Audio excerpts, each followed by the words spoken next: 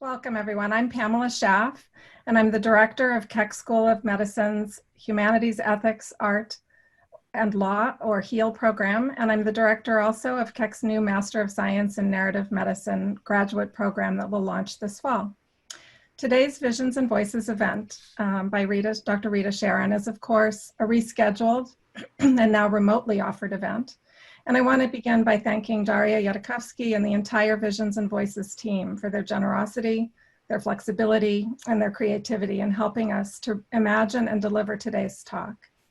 I also want to thank our incomparable audiovisual team, especially Patrick Crispin and Ruben Elias, as well as my faculty colleagues, Alex Capron, Ron Bennery, Erica Wright. Dr.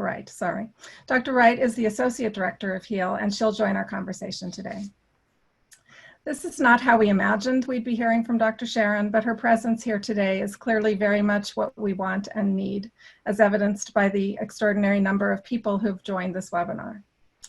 In 2018, the National Endowment for the Humanities selected Dr. Charon to deliver the prestigious Jefferson Lecture, where she identified medical humanities as, I quote, an instance of a seamless connection between the sciences and the arts of illness and health, the best exemplar of the promise and necessity of crossing the chasms between ways of knowing toward new and powerful ways of being and healing. She said, I am here to suggest that there is much beyond the fixable that doctors must learn to see. We need to see the complex lived experience of a person facing a health problem, including the fears as well as the hopes and triumphs and joys. We need at the same time to see the illness in communities, in populations, in global, social, and cultural contexts that lead to illness or to health. I am convinced, she says, with evidence to support the conviction, that study and practice in art and the humanities is the most direct means to enable doctors to so see. Rita Charon is a general internist and literary scholar at Columbia University who originated the field of narrative medicine and is professor and chair of the Department of Medical Humanities and Ethics. Her MD is from Harvard and her PhD in English from Columbia, where she studied the works of Henry James. Her research focuses on the consequences of narrative medicine practice, reflective clinical practice, and healthcare team effectiveness. At Columbia, she directs the required narrative medicine curriculum for the medical school, the Foundations of Clinical Practice faculty seminar, and a medical center-wide interprofessional partnership devoted to healthcare team effectiveness. She inaugurated and teaches in the Master of Science in Narrative Medicine graduate program at Columbia. She has lectured and served as visiting professor at many medical schools and universities in the US and abroad, including here at USC, teaching narrative medicine theory and practice. Dr. Charon has received research funding from the NIH, the NEH, and many others. She has published in the leading medical and literary journals and is the author of Narrative Medicine, Honoring the Stories of Illness, and co-author of The Principles and Practice of Narrative Medicine. I met Dr. Charon in March of 1998 in Washington, DC, when she delivered the keynote address for a AAMC-sponsored conference titled The Permeable Membranes of Illness, Healing, and the Self. And with her opening remarks, she helped me envision a professional journey for myself, a path that I had only vaguely imagined, a dream that I hadn't even owned the words to describe. She has been a wise teacher, a generous mentor and advisor, and she's my friend. How lucky are we at Keck to have her inspire and guide us in our narrative medicine endeavors, and to have her share with us today some much needed equipment for healing. Dr. Charon is going to speak with us for about 30 minutes, and then we'll have time for a few questions. You may submit questions through the Q&A function at any time, and she will answer as many as time allows. Dr. Charon, welcome, and thank you for being here. Thank you, Pam. Thank you, Dr. Schaff. Thank you, my friend, and now colleague. You know, here we all are, sitting in our homes, looking at our little screens, wondering when this strange new life is going to end. You know, it's 7 o'clock, and 7 o'clock here. I'm in New York, I'm in Greenwich Village, and I just missed the 7 o'clock clapping for all the heroes. And in New York, we're clapping for the nurses and the doctors. We're clapping for the cab drivers, for the sanitation crews, for the cops, for the people who have continued to open their stores for us. But it is here a very frightening time. But as I'm speaking, I know that I'm speaking to you. You know, I'm talking to each one of you. I'm not talking to you in an auditorium. You are not sitting in front of me so that I can see you and you can be with me. And yet there's something kind of intimate about our each being in our own homes, you know, with the dogs and the kids and the, you know, other phone ringing. Why do I say that? Because what we want to talk about this evening is about intimacy. It is about connection. It is about making those bonds between people that are hard won, that are not automatic, that are not simple. I'm talking primarily about bonds with our patients, of course, and our families, and bonds among our colleagues, bonds with our students. I'm not sure who's in the room with me now. I mean, I'm assuming that there are clinicians here, nurses, doctors, social workers, I don't know. I'm assuming there are some students. I'm assuming there are writers here and people in literary studies. With a name like narrative medicine, we kind of usually draw those who make narrative. I'm assuming that you're in LA, but you're not. I mean, you could be very, very far away. The reason I've been so looking forward to really being with you, though, is that, and Dr. Schaff did not say this, narrative medicine started at Columbia. It started in New York City. And we have just formed a partnership with USC. We call it Narrative Medicine West.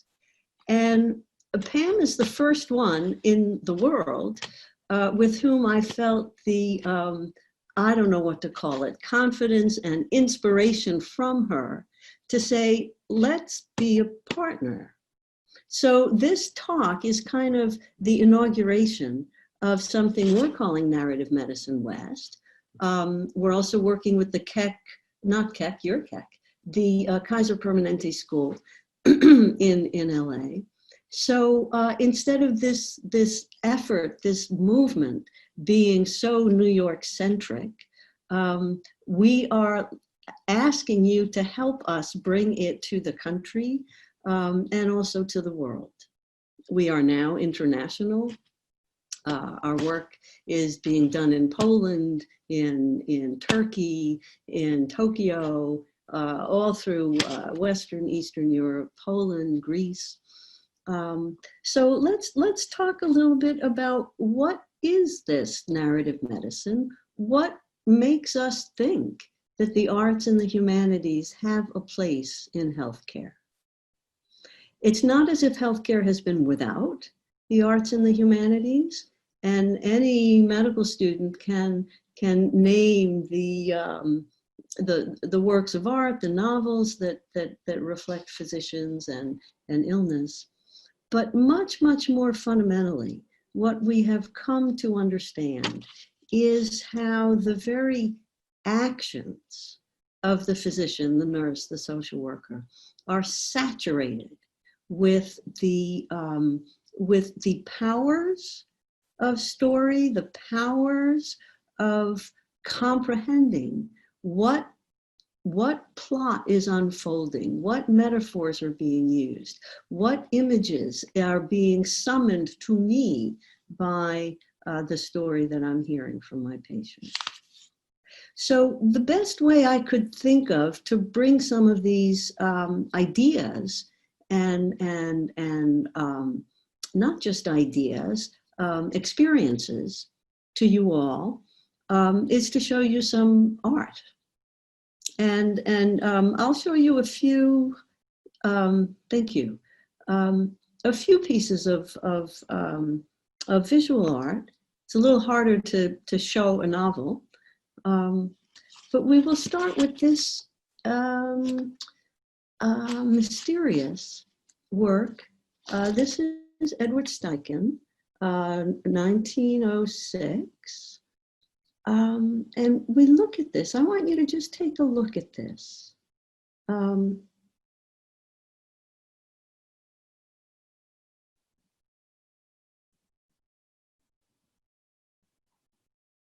I want you to come into this image a little bit.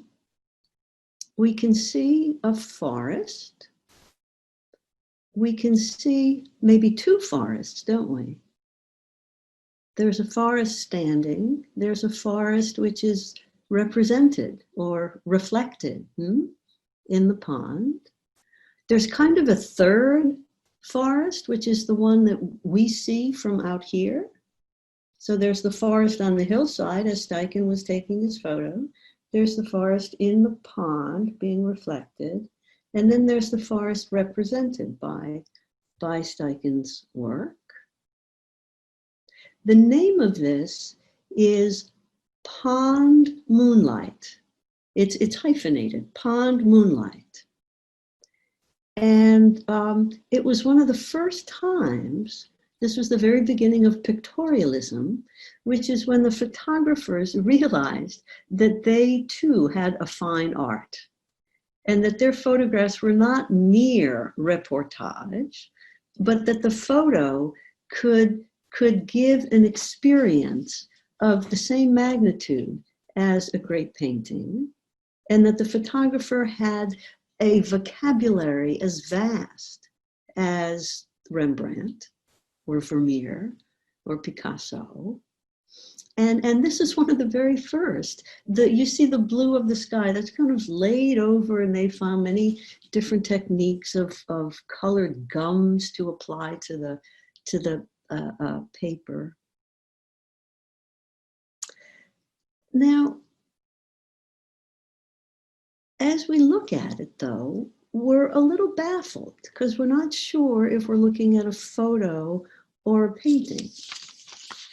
We're not really sure how to treat it. It's kind of a baffling mixture, isn't it, between something that we're very used to, a conventional form, and something new. It's a chimera, if you will. Now, the scientists in the audience know that a chimera is an organism that has more than one genetic material, more than one individual's genetic material in it, like after you have an organ transplant. Or in pregnancy, the mother's cells get mixed up with the fetus's genetic material, so that she continues after delivery to have some cells that have two genetic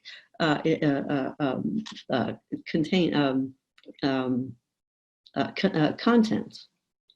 Now, if you're an artist or if you're an art historian, you know from mythology that a chimera is a fire-breathing dragon.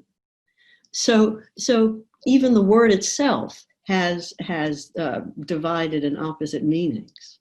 But the point is that they're opposites together. They're things that kind of don't belong together. And together they become the birth of something new. Now, so that's why I chose this image. It's an image saturated with uncertainty. We're not quite sure what we're looking at. And this uncertainty, this contingency, this condition of doubt is not just what we're facing now in these weeks going on months of COVID, but in every episode of illness, in every well baby checkup, in every new symptoms or ache or pain that anyone might have themselves. Stephen Jay Gould, the evolutionary biologist, talks about contingency as the impossibility of knowing what might happen next. Even if you know there's something possible coming, you don't know if indeed it will come. So that we are always, he calls it, in the exquisite tension of contingency, of waiting and never being satisfied that you will know indeed what will happen. Now, I think my thoughts went in this direction because, of course, we're in a time of exquisite contingency now. I mean, we're locked down. We have a Democratic governor, so that we're not going to be reopening our bowling alleys and bars and restaurants anytime soon. But we don't know what's going to happen. We know that even though our emergency rooms have calmed down a little bit, even though we have enough PPE at this point, the protective equipment, personal protective equipment, that the virus may rage back. We know that. So this is exactly the time to be thinking about how to live in the absence of any kind of certainty. You know, hydrochloroquine is not going to work. We don't think Lysol is going to work. And even at the same time, as we know what's not going to work, our dazzling science is discovering so many things about the biology of this virus, so that I'm rather confident that at one point or another, we will have treatments and we will have eventually a virus, a vaccine. So let's leave this image, but don't forget it. We'll talk about it a little bit more. So now that we've talked a little bit about just the very nature, the very experience of uncertainty, let's talk some about where and how the humanities and the arts do fit into healthcare. I think many of you know some of this. You've been working with Dr. Schaff and the narrative medicine program for a while. But the idea that the equipment for healing, as I said in the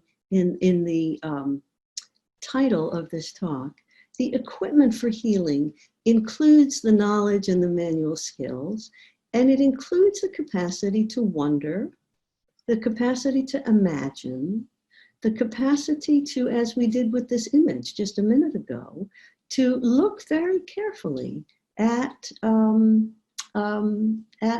object. Object may be a person, at the object, to look very carefully and to fill in with what we know already, what may be going on. All of the aspects of the care of the sick require that we use these means of attending, of receiving, of absorbing the real. The real may be a mom who brings her child in with a bad diaper rash. The real may be an older man with congestive failure. And we, as we sit there in our rooms, have to be able to register all that is in front of our eyes, seeing. And I say to see the suffering, but it's also to see the growth, and to see the nourishing child, and to see even the older man facing whatever is to come. We have to be free from our own predicament.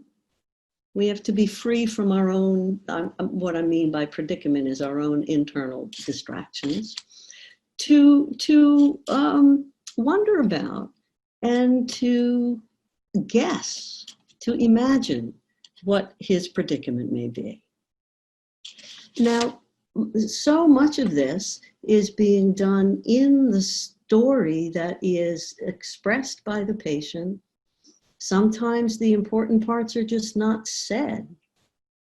Um, um, but if we can equip all of our clinicians, our um, even the receptionist in the clinic, the transport workers, the those who bring the food to people in the hospital, all of them are in a position of being able to see the predicament and register it.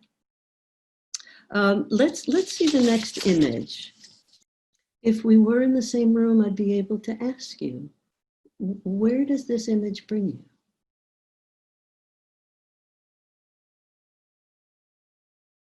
It's very vast, isn't it? Unlike the Steichen, which was rather cramped. I don't know how big that pond is. I don't know, a football field, a half a football field, I don't know. But here, what are we looking at? We're looking at vastness. We have a foreground. We have rocks. We have this green grass, carefully detailed. But your eye goes quickly off that foreground into the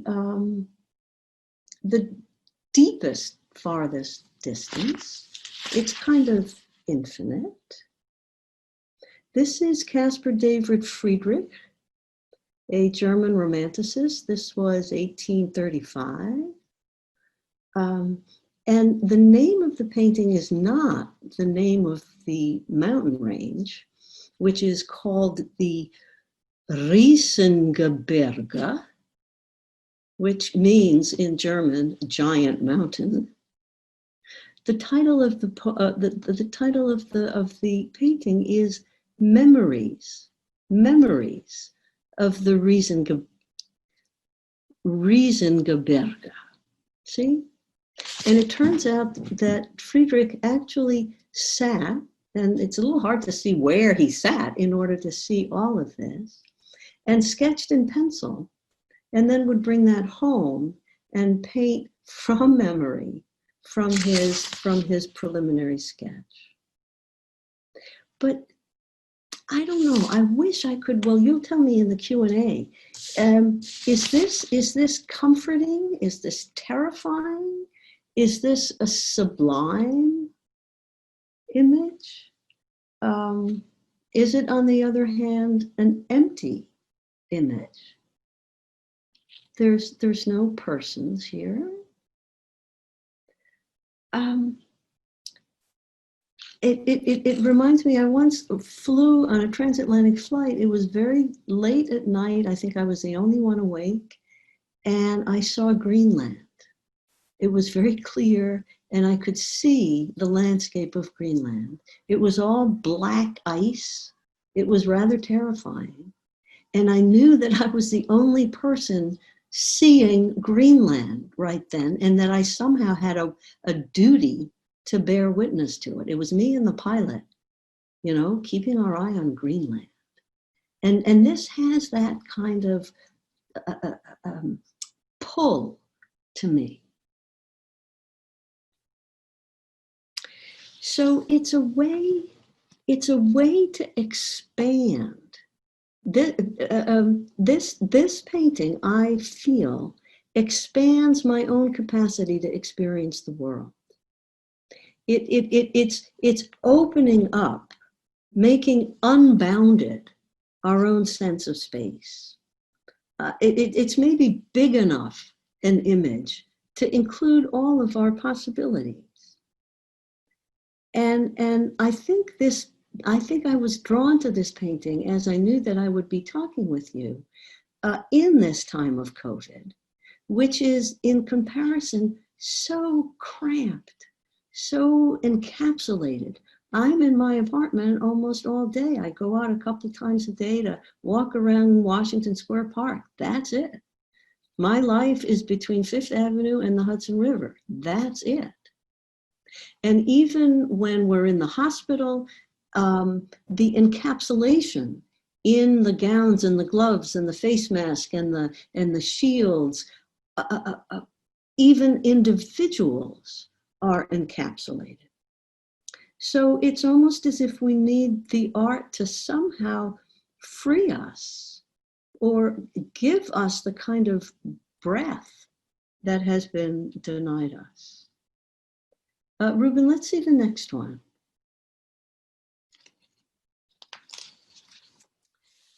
This is Lorenzetti, Ambrogio Lorenzetti, and this was 1338. This is a mural. It's in Siena. You can go see it. It's extant. It's called The Effects of Good Government. And you see the angel over at the left, the upper left. The angel is holding the proclamation of the wise rulers of the good government.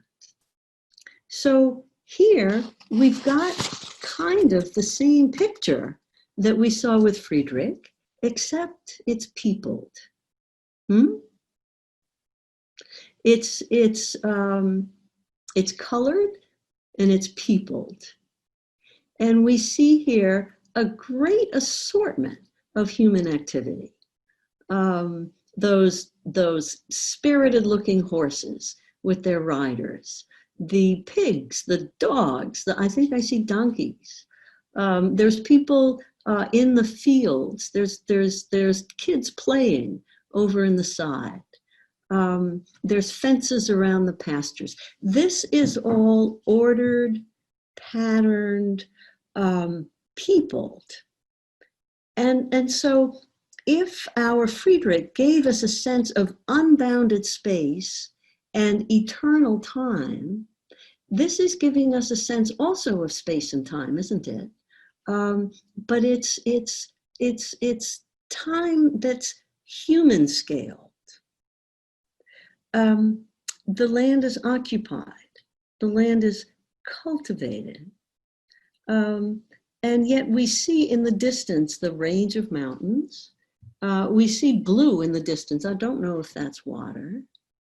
But the space, which is all we have in Friedrich, has here become filled with certainly activity and maybe even meaning. There's something peaceful about it. It's not as chaotic a feeling as the one we had before.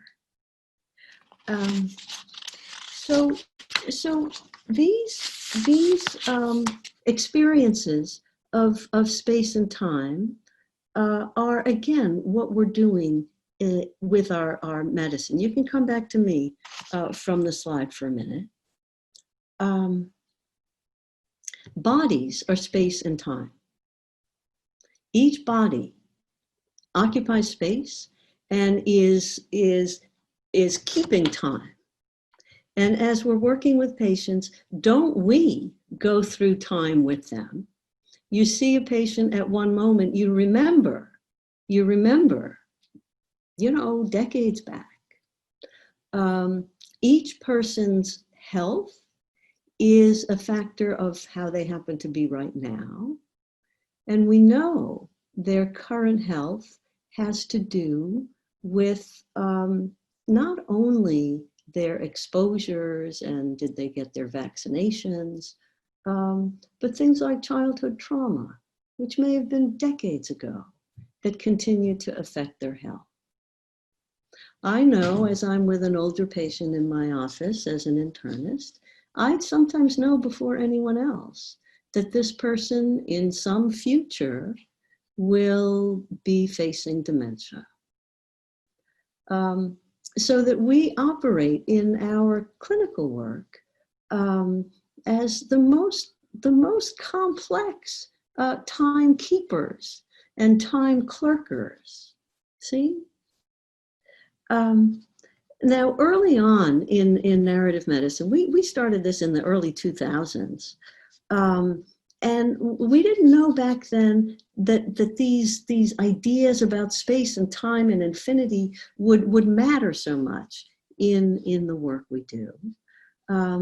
At the beginning, we were mostly working with literary texts And by now, narrative medicine includes the visuals, as you've seen, and jazz and classical music and dance, really the range of arts. We've also come to realize how critical narrative medicine can be in the search for social justice in healthcare. And much of our work currently relates to issues like mass incarceration. We have been using narrative medicine methods in anti-racism work and implicit bias work, whether race or gender or sexual preference or size. We do work in weight bias. So these are all ways in which you in Narrative Medicine West can help us to expand the concepts, the practices, the methods of narrative medicine beyond where it is now. Let's see the next image, which is going to bring us back down to earth. This is the AIDS Memorial. This also was in New York. It's 7th Avenue and 12th Street. And it was built to honor those who died in the AIDS epidemic. This is St. Vincent's Hospital. This memorial is on what used to be a parking lot. St. Vincent's Hospital closed some years ago. The brick building we see in the background is Greenwich Lane, which is a condominium built in the old St. Vincent's Hospital. You see there's a fountain which is not fountain-like, but just the slow passage of water over the rim. And then you see words carved in the granite, and as I walk through this plaza, which I do very often, as I walk through the plaza, every time I walk through, I see different words popping up. And they tend to be words like muscle and lips and sweat. Many of them are very physical words. The ones even I can read, if you are near, you can see words like young men glistening with sweat, and the blacksmiths, and the wise men. What this is the words of Walt Whitman. This is Whitman's Song of Myself that was carved into the pavement.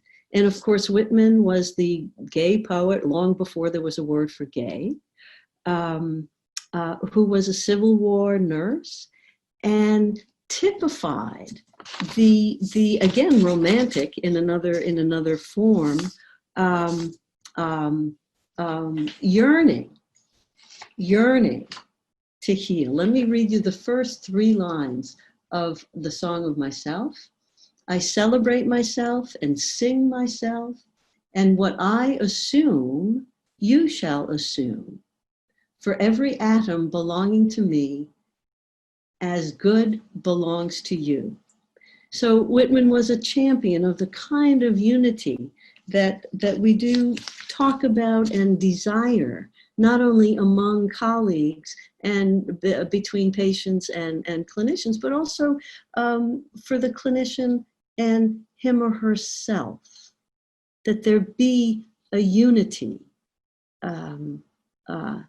in that world. And you can imagine that narrative medicine is doing a great deal now in the time of COVID to bring about unity, to bring about not just reflection and creativity, but a sense of being whole among ourselves and within ourselves. And let's just see the last slide.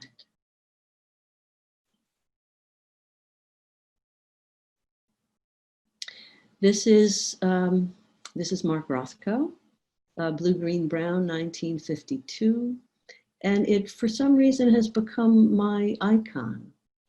And every time I gaze at it, I feel the balance, the buoyancy, that the green sliver at the top seems to be smiling somehow. And as I sit with this painting, I see the blues and the greens kind of moving and meshing, and that rust-colored, earth-colored bar comes alive somehow. So I leave you just with this image. It's not an object, it's not a thing. It is a composition of beauty. So let me stop there. There are a lot of things to talk about. And I thank you for sitting at your screen, wherever you are, and thinking along with me about everything from space and emptiness to wholeness and growth.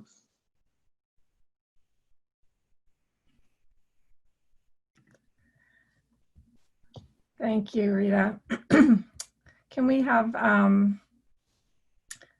me and Dr. Wright and Dr. Charon? I can't start the video. Okay. There you go. Okay. All right. This was fantastic. Thank you so much. Can you hear me well enough? I'll help to field some questions, and we can also open it up to some of the attendees to ask their questions at this time. There were lots of responses. I'm not sure if you got to see that to your to the paintings. A lot of people wanting to share how they were feeling. Yeah. Oh, I want to hear it. So we have a lot of magnificent mountain, great adventure, peaceful, quiet, wistful, calming. Oh. My eyes keep looking for something or someone that isn't there. Oh. Yeah, it looks as though memories are fading into the distance. Overwhelming if you try to analyze, grounding if you accept it. Beautiful. And then the vast and beautiful, the painting has a transporting quality. So there's a lot of really what you were talking about and connecting to. Great. So I wanted to just help us kind of transition into one of the first questions. And you were mentioning how looking at these images and paintings and thinking about time and space is a way of expanding some of the kind of narrative medicine methods. We started out with texts, or that you started with certainly Henry James and other literary texts, but thinking about the way that visual images help us to have another dimension to the way that we kind of interact or bond with each other, is how you were kind of starting. So one of the questions coming from an anonymous attendee, how can narrative science or narrative medicine be used by filmmakers, media makers, to create effective films, media to help patients? Oh, well, look, great film helps patients. They don't have to be made particularly for patients. The idea is that the transporting itself into a work, the surrender to a work, the capacity, the freedom to give yourself over to a work is what becomes, I'm not going to say therapeutic, but becomes of benefit. So in our teaching, we very rarely study texts that are about illness. I find them, I don't know about you guys, but I find them kind of boring. And a lot of the times, especially with the more senior clinicians, they just argue about the diagnosis, and that drives me crazy. Right. It was gastric cancer. No, it was pancreatic cancer. I say, no, this is Ivan Ilyich. You don't care what he died of. So we tend, it's kind of like the astronomers realized so long ago that if they want to really look at a star, they have to look to the side of the star. Remember that? Right. And the fovea comes into play, which is the retinal best focusing part of the retina. But you got to look off to the side, and it's the same thing here, where in order to see the illness clearly, we help people look at something a little off to the side, and we don't want them exactly to be, talking about dyspnea. Right. So the question is a gorgeous one, because I think the filmmaker doesn't have to go out of their way to make a movie about Parkinson's. Right. And instead to make movies that are, beautiful and uplifting and powerful. I think that gets at another question I've been thinking about, and you mentioned that how the way that narrative medicine can equip everyone, receptionists, food delivery, everyone who's in this position now, that this current time has allowed us to see that it's a narrative medicine, but it almost kind of expands how we understand what medicine looks like or what it means. And I think this gets at something we've been able to introduce to undergraduates, the methods of narrative medicine and its focus in your work.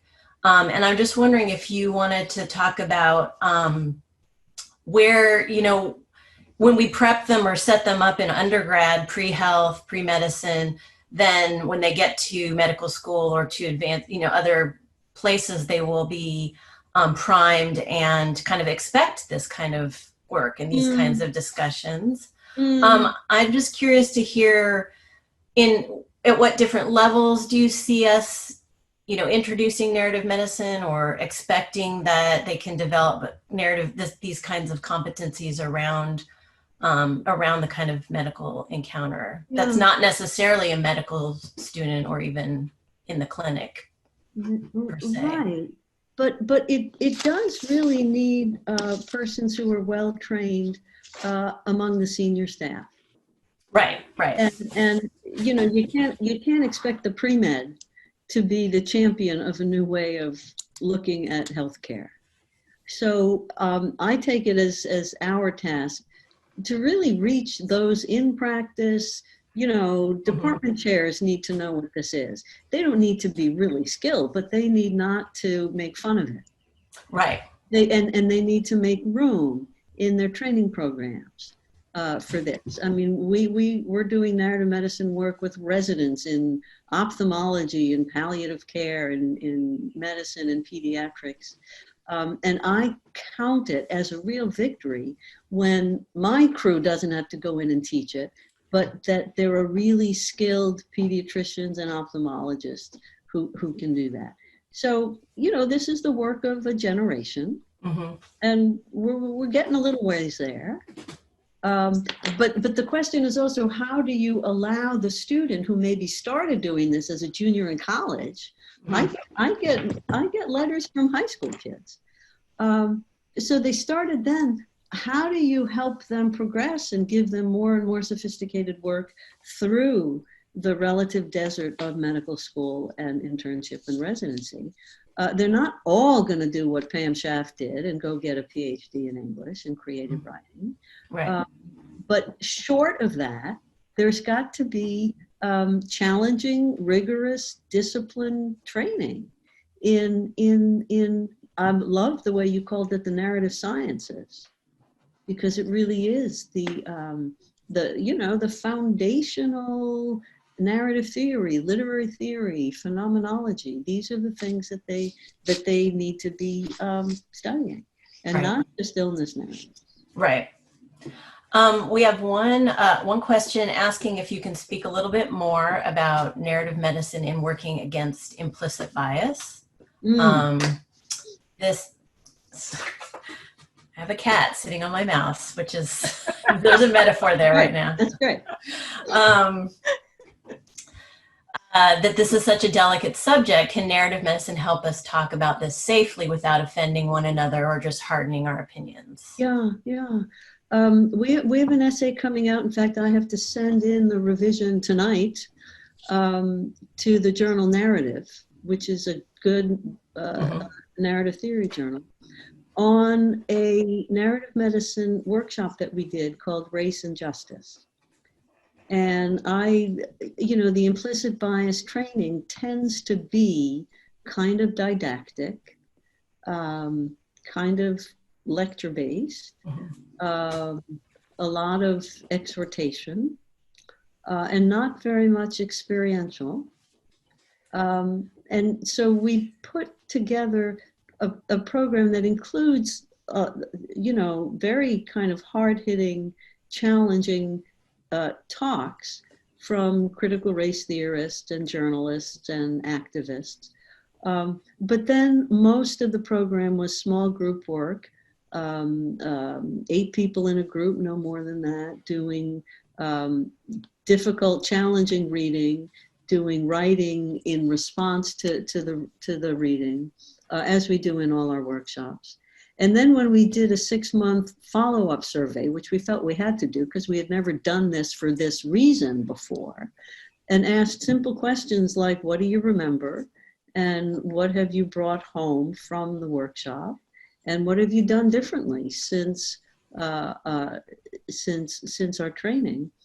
And we were floored to see that people had changed their jobs, started major projects, altered their syllabus for their students. One guy says, I went out and spent $100 on books for my children that have persons of color in them. One said, this was very hard to read. She says, I feel my bravery. I feel I can stand up as an ally. We didn't ask them demographics, but she signaled that she was white. I can stand up as an ally, and I'm no longer afraid of the MDs as a PhD. Is that heartbreaking? But good for her. Right. So I mean, that's one example, and we will be doing more of that. We have another big project on weight bias and how clinicians tend to really ridicule and look down on persons who are overweight. And we've been using narrative medicine methods for that too. So I think there is not only a place, but a need for the kind of experiential, creative learning that exposes persons to one another, but in controlled enough settings. I'm talking about these small groups of 8 people who are together for, whatever it is, 35 hours. And they become able to, in responding to some of the creative work we do with them, they're able to it's not admit, but put into words, articulate some of their own unconscious, maybe unchosen ways of thinking. Yeah, it's just so exciting to see how, that this kind of, is it the connection to the clinic, to health, that allows those kinds of workshops, or what you have to offer to really land in a way that is more meaningful, or for these folks that you dealt with? It's not necessarily for you to answer, but it just is such an interesting way. What is it that makes narrative medicine in this method in these workshops work in such an integrated way to allow people to really then see and connect with that kind of work? In a way, it's the sidelong glance. There's always a third object. Mm-hmm. We're not looking. I mean, I went to one of these implicit bias things, and the woman had us write down a list of the people you've had over your house for dinner. Okay, you did that. Write down a list of the people who your children play with, and you knew exactly what she was doing. And it was like, come on, I know what you're doing. And we go because it's mandated to go by your employer. So that's not the way to change persons' shift. Right. I'm even talking about opinion. Yeah. I'm talking about their experience. It has to be experiential. You have to go through something. And I hope, even on a little laptop screen, I hope some of the people here had an experience with Friedrich's Mountains and with Lorenzetti's astonishing landscape. You have to have an experience, and then it has to be shared in a safe space.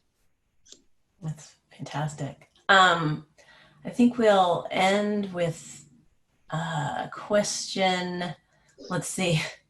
How about, this could be open-ended and go any direction, although it's sort of like, what's your favorite book? What are your favorite aspects of the narrative medicine program that you created? Oh my gosh. I love when we see that it works. Yeah. I mean, we have a master's program. We also have this certificate program.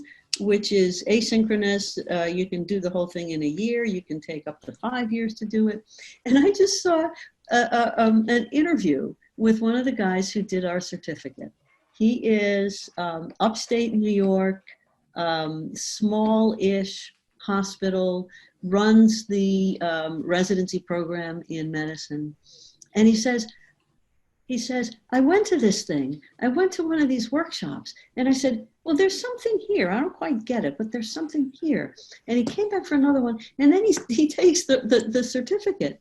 And now he says, I'm teaching my residents this. I'm bringing it to them. I tell them, this made me a better doctor. It made me a better father. It made me a better person. I mean, it's like, and we all say, well, yeah. I think, yeah, I mean, absolutely. I would say the same thing. So there are a couple of other questions, but I think certainly some about the history of the program that you developed. I will plug your amazing book, which both books that are buried somewhere here. Principles and Practice is the most recent one that talks about the different methods and the workshops and the curriculum and the history. So I would encourage any of our attendees who want to kind of look back and get a sense of that there's some work out there for you to read. And also just to thank you, Dr. Schaff. Is there anything you wanted to bring in as we wrap things up? Yeah, so we wanted to save just a few minutes for us to have a conversation.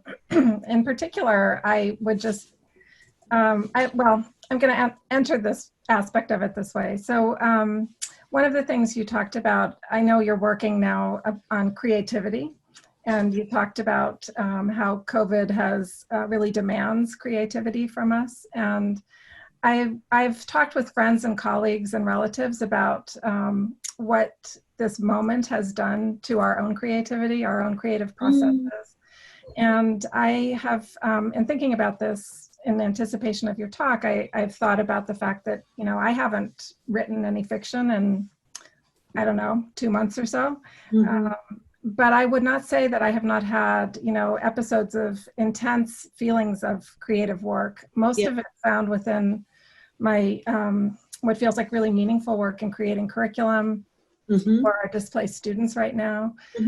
Other work that just sort of surprises me, that where I feel creativity coming to bear. Yes. And so I'm wondering if you might, by means of, answering that, which isn't really a question, but more speaking to the work that you guys have done, I know on the ground in the last, several weeks to months, to make narrative medicine's methods, creative force, its work available to so many in the community, in fact, across the nation. So the world. So if you could talk a little bit maybe about what you've done. Well, we felt we had no choice, because it's like, if you have something in your hand that you think might help a couple of people in the middle of this terrible, could be earth-ending crisis, why then you have to get it out there. And it's not like we had plenty to do before this came along. And yet when it came on, we said, well, come on, we have something that is going to help some people to feel not abandoned and not isolated and maybe a little bit less terrified, and a little bit less forgotten. When we've asked even our residents, what's the worst part of this for you? This was at the very beginning. They said, worry about my family and loved ones and the isolation. Those were the top two. So like, we put this together in like 45 minutes. We said, look, we could have big Zoom sessions. We can fit up to 100 people. We know how to do that. We made a list of all our graduates from the master's program who we knew could really, facilitate something like this. We said, we will offer to anyone in the hospital or the if they want small group will come once a week for 6 weeks or 10 weeks or whatever. And already, so we're going up, I've been asked to go up to Lawrence Hospital, which is like, you know, out there, to work with their oncologists. I'm working with the palliative care fellows. So, and then we realized that some of this has to be completely web-based. So we just, you know, Nellie reads short stories to people and people just tune in and listen. And there's an asynchronous book club. So it just came boom, because we had this thing that we knew could help. And so far, so now I'm the one saying, slow down, because they say, okay, next week we're going to start in Polish, Italian, Spanish, French, and we're going to do that. I mean, we've got the facilitators, but I said, we need a little advanced planning to make sure the people in Poland who we want to come are there, you know, that kind of thing. Right. But it's like, can't stop. Right. So this may be our final question given the time, but I wanted to say, as we start our new program and admit students in the fall, one of the sort of million-dollar questions that has always been, you know, part of our thinking as we create, as we go forward, as we evaluate and do everything else. What kind of evidence do we have that the methods and practice of narrative medicine matters? So it's piling up. You know, I mean, I think this piece that's coming out in narrative is evidence that a workshop has at least as much lasting potential as anything else. 6 months out was pretty good. The work that you did with Jonathan and Yanta is evidence that when you do careful narrative work between medical students and patients, that important, difficult to bring about things happen for both of them. That the medical students have this enormous increase in their sense of respect for patients and their awareness of the profound predicaments that they're in. And then the patients found out that they have an ally. Right. I mean, this is extraordinary. Yeah. These things are by definition not things you can do with ends of 10,000. Right. And that's the problem. That's the problem. And that's why, you know, the humanities don't tend to measure what they do. Exactly. All told. So we're working with the NEH and we're trying to get some money from them to expand what we're doing with this COVID situation and to find ways to measure it. But there, I mean, I can rattle off another dozen, but they're all small and may not be replicable in different populations. But accruing these studies will eventually get us to the point that we can entice much, much bigger systems to give it a try. See? Right. That's the strategy. Yeah, and to be able to bring that to those whose methods deal more with numbers than with what we do, so that we can be, you know, have that kind of understanding. So, well, I see that it is time. I cannot thank you enough for joining us. What a treat. It's been a pleasure. Yes, and we will bring you back, we hope, when we can safely all travel and have you join us, we hope, as a scholar in residence for our master's students in the fall. I would love it. Thank you for inspiring us and for comforting us today, and for your generosity and wisdom. Okay, it was a pleasure. Carry on. Thank you. Onward. And thanks to all of you who we can't see, who are there and who have asked such wonderful questions. I know. I'm looking at all of them, and I wish we could have gotten to all of them, but hopefully a little taste and more to come. Right. Okay. Be well, everyone. Thank you. Good night. Bye-bye. Good night. Thank you all. Bye. Bye.